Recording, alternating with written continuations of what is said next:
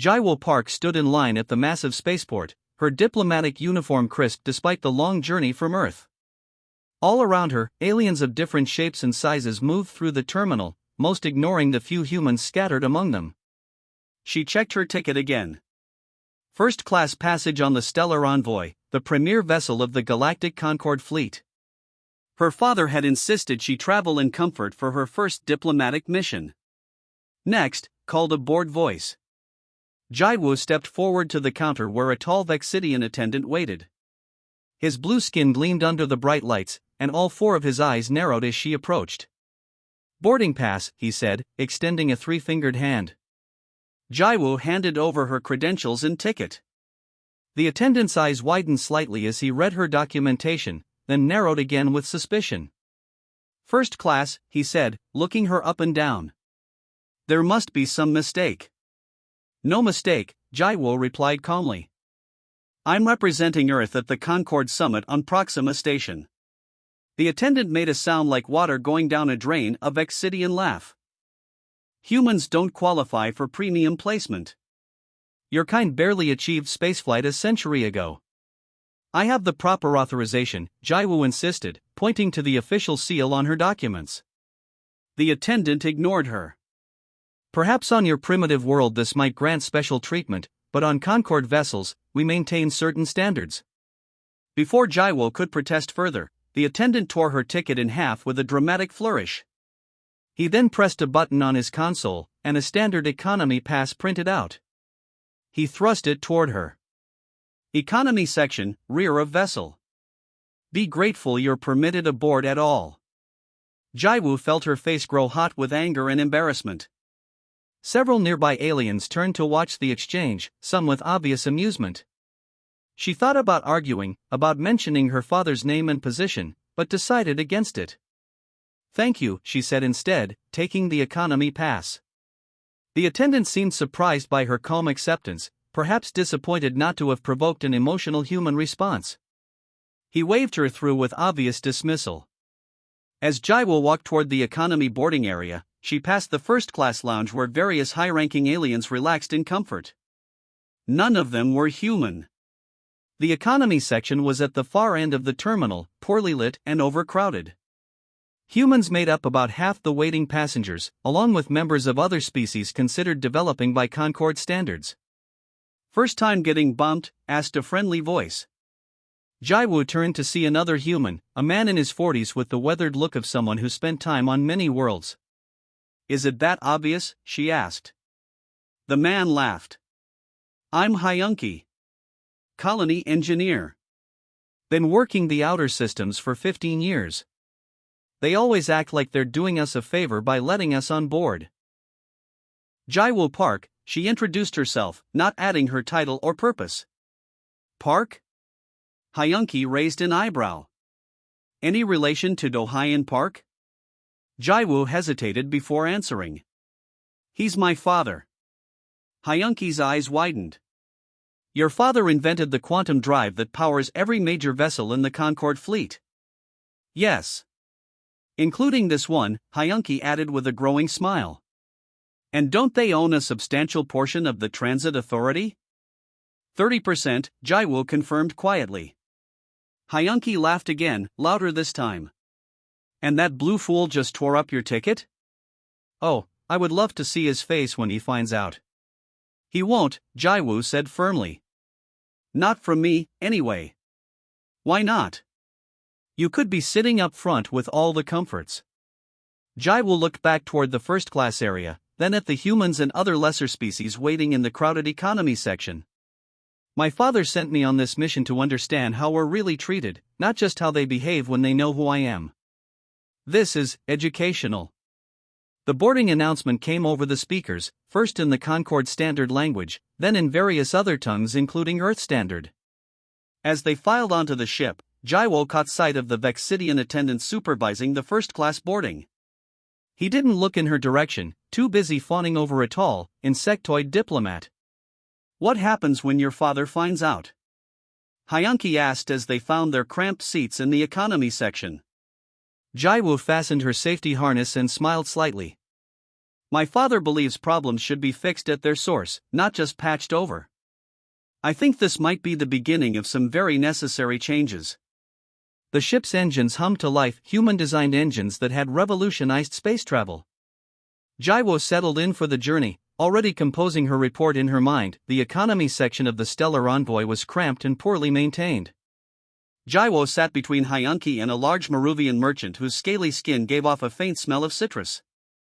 The seats were designed for average-sized beings, which meant humans found them slightly too large while the Maruvian next to her struggled to fit. 15 years of travel, and they never improved this section, Hyunki complained, shifting uncomfortably. Meanwhile, first class gets upgraded every standard year. 3 hours into the journey, Jaiwo noticed something concerning. The cabin lights flickered briefly, then returned to normal. Most passengers didn't react, but Jaiwo frowned. Did you see that? She asked Hyunki. The lights? Happens all the time. Power fluctuations are normal on these long runs. 10 minutes later, it happened again. This time, Jaiwo felt a subtle vibration through the floor that shouldn't have been there. Growing up around her father's engineering labs, she had developed a good sense for how ships should feel when running properly. That's not a standard fluctuation, she said quietly. When it happened a third time, she pulled out her personal device and discreetly ran a diagnostic program her father had developed. The device wasn't supposed to interface with Concorde systems, but Do-hyun Park had built backdoor access into all vessels using his technology. The results made her stomach tighten. The quantum stabilizers are showing pre-failure indicators. That can't be right, Hyunki said, looking over her shoulder at the display. If the stabilizers fail, the drive could collapse, Jaiwo finished. We need to tell someone. She pressed the call button. After several minutes, a Vexidian crew member appeared, looking annoyed. What is it, human? There's a problem with the quantum stabilizers, Jaiwo explained. They're showing failure patterns. Someone needs to check them immediately. The crew member's 4 eyes blinked in sequence, a sign of Vexidian amusement. And you determined this how? I recognize the pattern of power fluctuations.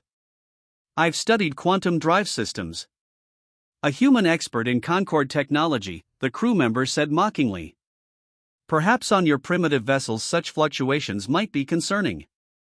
Our systems are perfectly calibrated by actual engineers. Please, just have someone check. Return to your seat and stop causing disruptions, the crew member interrupted before walking away. Hyunki shook his head. Told you. They never listen to humans. Jaiwo studied her device's readings with growing concern. The fluctuation pattern was getting worse, not better. She remembered her father explaining how quantum drive failures could cascade rapidly once they began. I need to get to a service panel, she decided. You can't be serious, Hyunki said. They'll throw you in the brig for tampering with ship systems. Better the brig than dead if the drive collapses.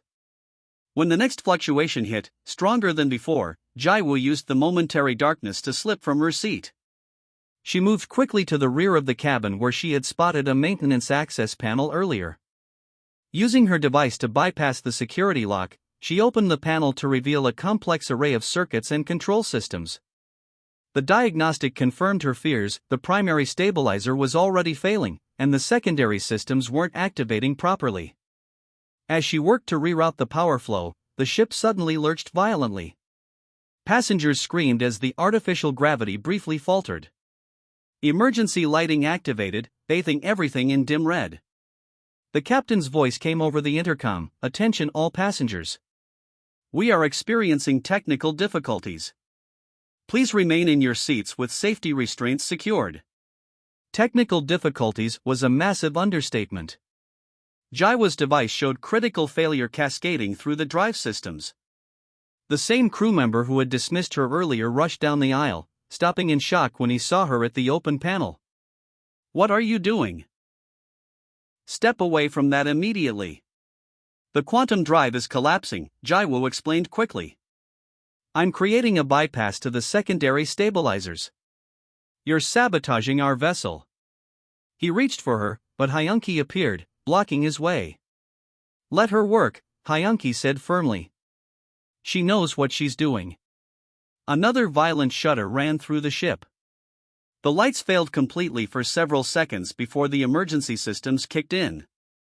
The captain's voice returned, now tense with barely controlled panic. Engineering reports critical drive failure.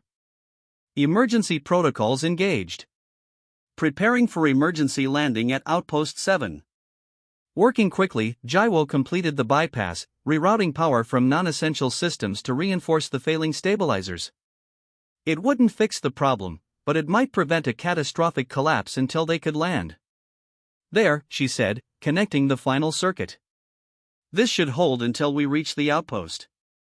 The violent shaking subsided to a more manageable vibration. The crew members stared at her, confusion replacing anger. How did you know how to do that? Jaiwo closed the panel and stood up. My father designed these systems. I grew up watching him build them. Throughout the cabin, passengers looked toward her with a mixture of fear and gratitude as the ship limped toward the safety of Outpost 7, its human-designed heart temporarily patched by human hands. Outpost 7 loomed in the viewport, a sprawling station built into an asteroid at the edge of Concord space. The damaged ship limped into the docking bay, its engines sputtering and emergency lights still flashing. Once docked, passengers were quickly moved to the station's main concourse. The large circular hall buzzed with worried conversations as species from across the galaxy clustered in nervous groups. Station security officers in blue uniforms moved through the crowd, taking statements and trying to maintain order. Jaiwo sat on a bench beside Hyunki, watching repair crews rush toward the ship. Her emergency bypass had worked, but the quantum drive had suffered severe damage. You saved a lot of lives today, Hyunki said quietly. Before she could respond, a loud voice cut through the crowd. That's her. The human who was tampering with our systems. The Vexidian attendant from the boarding gate pushed through the crowd, pointing at Jaiwo. Behind him followed the ship's captain and several security officers. She was accessing a restricted maintenance panel before the malfunction, the attendant continued. She sabotaged the ship. The crowd shifted away from Jaiwo, creating a circle of empty space around her and Hyunki. The station security officers moved closer, hands resting on their weapons. I was trying to prevent a disaster, Jaiwo said, standing to face the accusation. The quantum stabilizers were already failing when I accessed the panel.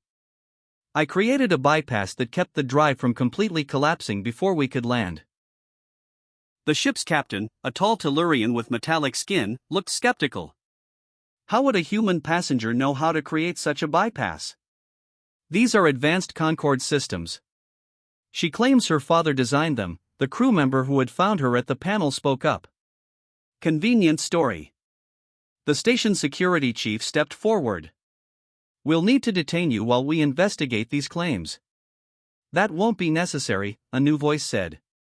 The crowd parted again as a distinguished human man walked calmly into the concourse. He wore an impeccable dark suit and carried himself with quiet authority. Four high-ranking Concorde officials followed him, looking unusually deferential. Jaiwo straightened. Father. Do-hyun Park surveyed the scene with a measured gaze before focusing on his daughter. I received your emergency signal. The drive stabilizers failed exactly as you noted in your transmission. The ship's captain blinked in confusion. You are Do-hyun Park, chief engineer and principal shareholder of Quantum Dynamics Corporation. His voice was soft but carried throughout the suddenly quiet concourse. The designer of the quantum drive system installed in your vessel and every major Concorde ship for the past 15 years. The Vexidian attendant's four eyes widened in shock. But she's my daughter, yes, Do-hyun finished for him. The same daughter whose first-class ticket you tore up at the boarding gate. The station commander rushed forward, suddenly recognizing the human before him. Mr. Park. We had no idea your daughter was aboard. Please accept our deepest apologies for this misunderstanding. There is no misunderstanding, Do-hyun replied evenly. My engineers have already accessed the ship's logs remotely. The quantum stabilizers began failing 3 hours into the journey due to improper maintenance. My daughter recognized the pattern and attempted to alert the crew. He turned to the ship's captain. She was ignored. When the situation became critical, she implemented emergency protocols that prevented a catastrophic drive collapse. Without her intervention, this ship would not have reached the station. The Vexidian attendant had gone pale, his blue skin turning almost white. "Sir, had we known who she was?" "That is precisely the problem," Dohayan interrupted. "She shouldn't need to be my daughter to be treated with respect or to have her concerns taken seriously." The crowd murmured as the truth spread through the concourse. Many of the alien passengers looked at the humans among them with new eyes. "I've brought a team of engineers to repair your vessel," Dohayan continued, addressing the captain. "They'll also be conducting a full investigation into maintenance practices and crew training. The findings will be presented to the Concord Transit Authority." He turned to the still-stunned Vexidian attendant. "As for the matter of my daughter's first-class accommodation." A simple misunderstanding, the station commander jumped in quickly. "We'll ensure Ambassador Park has proper accommodation both here and on her continuing journey." Whispers rippled through the crowd at the word ambassador. Many were just realizing that the human they had dismissed was not just the daughter of a famous engineer but also a diplomatic representative. Jaiwo stepped forward to stand beside her father. "This isn't just about me or my treatment," she said, her voice carrying clearly. "Every passenger on that ship warned about problems was ignored, humans and other species alike. The issue is systemic." Dohayan nodded. "Which is why I believe it's time for a serious conversation about humanity's place in the Concorde. Perhaps in the station's main conference room? I'm sure the representatives who accompanied me would agree this matter requires immediate attention." The Concorde officials nodded quickly, suddenly eager to address the situation. As they walked toward the conference room, Hyunki caught Jaiwo's eye and gave her a thumbs up. Something important had shifted today, not just for Jaiwo, but for all humans traveling among the stars. The conference room at Outpost 7 featured a large oval table surrounded by chairs of various sizes to accommodate different species. Dohayan Park sat at one end, with Jaiwo to his right. Across from them were 5 Concorde representatives, including the Tellurian ambassador, the Transit Authority director, and 3 other officials from major species. Station staff had provided refreshments, offering the human delegates water while serving the aliens their preferred beverages. The room was quiet except for the soft hum of the station's systems. "We deeply regret the incident aboard the Stellar Envoy," began the transit director, a tall Meridian with silvery skin. "Rest assured, the crew members involved will be disciplined appropriately." Dohayan took a small sip of water before responding. "This incident merely highlights a systemic problem. One that cannot be solved by punishing a few individuals." "What exactly are you suggesting, Mr. Park?" asked the Tellurian ambassador. His metallic features were difficult to read, but his tone was cautious. "For 20 years, humanity has provided the Concorde with technology that revolutionized interstellar travel. Our quantum drive designs made your ships faster, more efficient, and safer." Dohayan's voice remained calm and measured. "Yet humans are treated as second-class citizens throughout Concorde space." "Your contributions are valued," said the ambassador, "but humanity is still new to the galactic community. Many species went through centuries of probationary status before. None of those species provided the technology that your civilization now depends upon," Jaiwo interjected. The officials looked surprised at her interruption. Dohayan nodded at his daughter. "Ambassador Park makes an excellent point. The relationship between humanity and the Concorde has never been balanced. We give far more than we receive." The transit director leaned forward. "What exactly are you proposing, Mr. Park?" Dohayan pressed a small device on his wrist. A holographic display appeared above the table, showing complex schematics of an advanced drive system. "This is our next-generation quantum drive technology," he explained. "It offers twice the efficiency of current systems while consuming half the resources. We've been developing it independently for the past 5 years." The Concorde representatives stared at the hologram with obvious interest. One of them reached toward it as if to manipulate the display for a better view. "The Concorde needs human innovation more than humans need the Concorde," Dohayan continued, deactivating the hologram. We're prepared to reconsider our technology sharing agreements unless significant changes are made. The room fell silent. The transit director and the Tellurian ambassador exchanged worried glances. That would be unfortunate, said one of the other representatives, a reptilian saurian. Surely we can find a compromise that benefits all parties. We're not asking for special treatment, Jaiwo said. Just equal treatment. Do-Hyen nodded again. My daughter's experience is not unique. Every day, humans face discrimination throughout Concord space despite our contributions. This must change. What specific changes do you propose? Asked the transit director, suddenly much more attentive. 3 things, Do-Hyen replied. First, equal treatment for human passengers and crew on all Concord vessels. Second, fair representation in Concord governance proportional to our technological contributions. Third, acknowledgement of humanity's status as a full partner in the Concord, not a probationary member.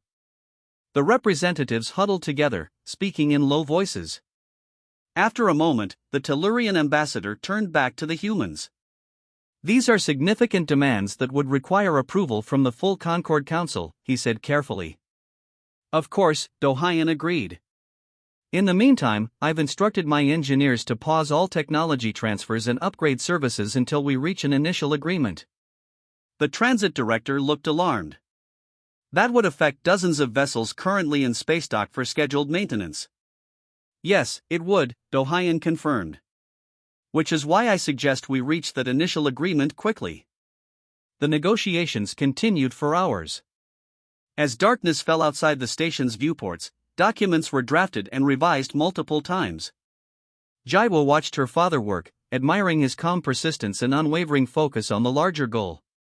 Finally, as station lights dimmed to simulate night, the transit director pushed a final document across the table.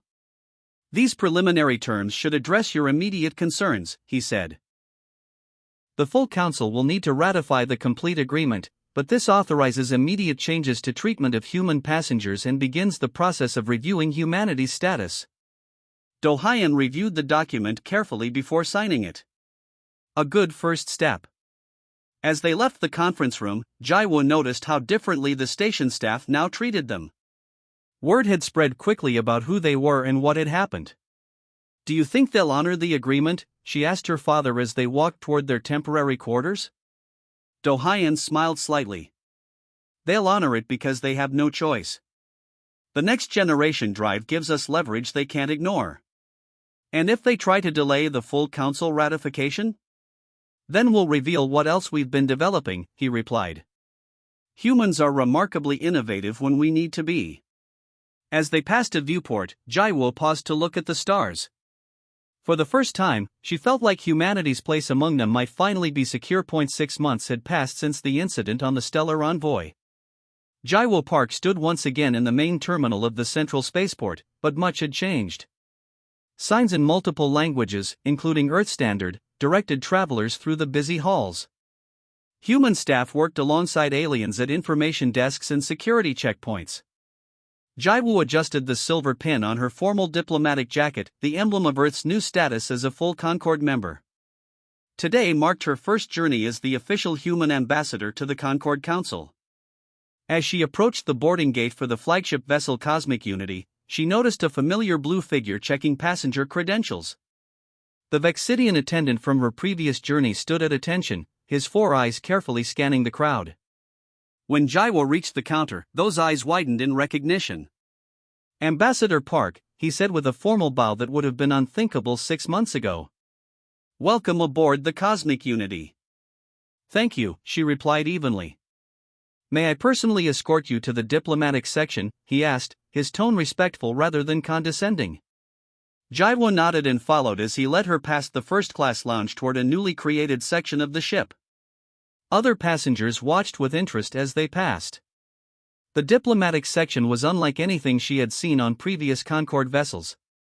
The doors slid open to reveal a spacious lounge with comfortable seating designed to accommodate many different body types. Large viewports offered stunning views of the spaceport and the stars beyond.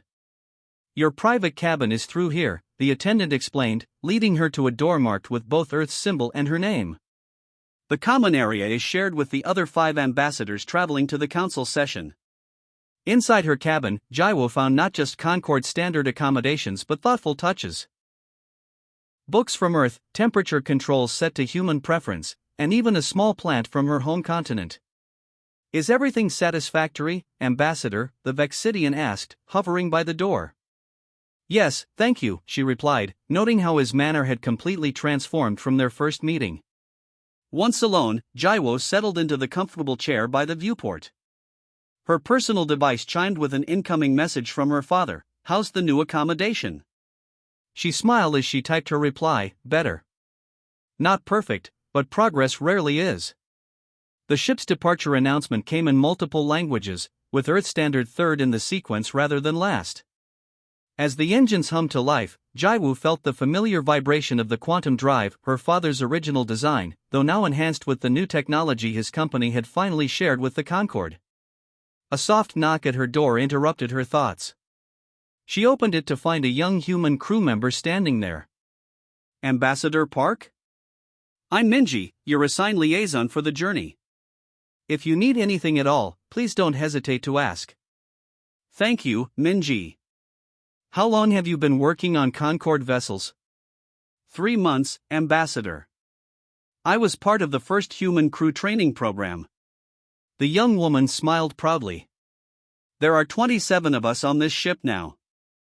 After Minji left, Jaiwo made her way to the diplomatic lounge. 2 other ambassadors were already there, a Tellurian and a Maruvian, both representing major Concorde powers.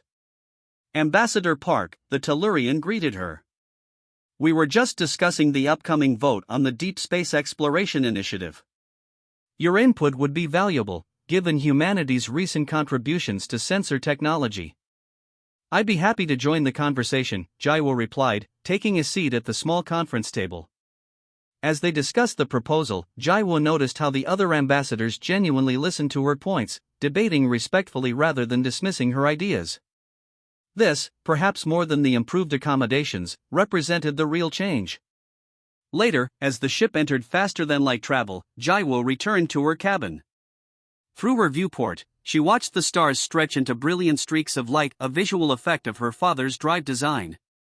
A notification appeared on her cabin screen, a message from Hyunki, who had become a good friend after their shared experience. Heard you're on your way to the council as the big ambassador now. Remember us little people working the outer colonies. P.S. The new crew training program has made life much better out here. Your father's a miracle worker.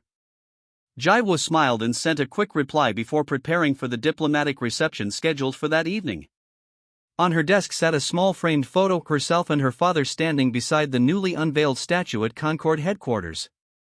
The plaque read, "In honor of Dohyan Park, whose vision brought the stars within reach for all." The ship cruised smoothly through space, carrying representatives from dozens of worlds. In the engine room, human engineers worked alongside alien counterparts, monitoring the quantum drive that had changed everything. In the passenger cabins, humans traveled in comfort, treated with the same respect as any other species. It wasn't perfect, change never happened overnight. But as Jaiwo prepared to represent humanity at the highest levels of galactic governance, she knew they had earned their place among the stars not through conquest or intimidation, but through innovation and persistence. Humanity had finally taken its rightful place in first class.